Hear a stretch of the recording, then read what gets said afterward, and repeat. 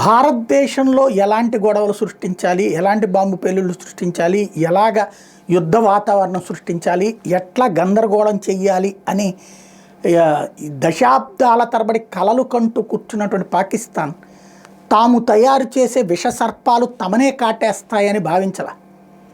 ఇప్పుడు ఆ విషసర్పాలు తమనే కాటేస్తున్నాయి. అక్కడ అలాంటి వాళ్ళతోనే అక్కడున్నటువంటి అజ్ఞాత వ్యక్తులు అక్కడున్న వాళ్ళని లేపేస్తున్నారు. అది ఒక పక్కన నడుస్తుంది. రెండో పక్కన ఎవరినో నాశనం చేయాలని చూస్తే ఇప్పుడు తనే నాశనం అవుతుంది. తన దేశంలో తిరుగుబాటు చేస్తున్నటువంటి వర్గాలు కొన్ని ప్రాంతాల మీద ఇప్పుడు పాకిస్తాన్ ఆధిపత్యమే లేదు అంటే అర్థం చేసుకోవాలి. ఆ స్థాయి పరిస్థితి ఉందంటే అదే సందర్భంలో బెలూచిస్తాన్ ప్రాంతాన్ని పాకిస్తాన్ ఆక్రమించిందన్నది ఏనాటి నుంచో మనకు తెలిసినటువంటి అంశమే. వాస్తవంగా బెలూచిస్తాన్ అనే ఒక దేశాన్నే ఆక్రమించేసుకుంది. వాళ్ళు భారతదేశంలో కలుస్తానంటే అప్పట్లో జవహర్లాల్ నెహ్రూ పట్టించుకోకపోవడంతో చివరికి అది కాస్త వాళ్ళు మింగేసినటువంటి పరిస్థితి ఈలోపు.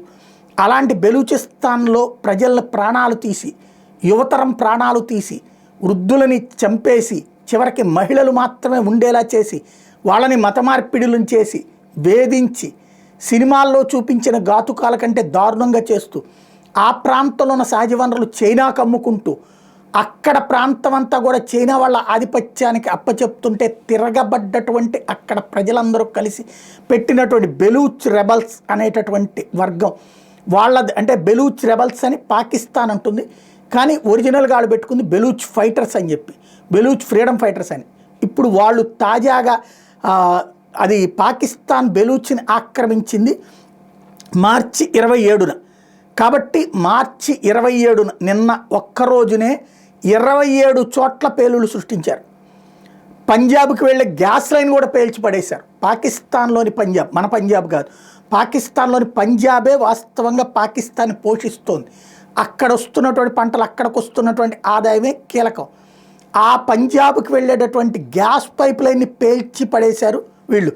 టోటల్గా 27 మార్చి కాబట్టి 27 చోట్ల దాడులు చేయటం, కొన్ని చోట్ల పేలుళ్ళు, కొన్ని చోట్ల సైన్యం మీద దాడి, కొన్ని చోట్ల ఐఎస్ఐ వాళ్ళకి సంబంధించినటువంటి అనుబంధ వర్గాల మీద దాడి.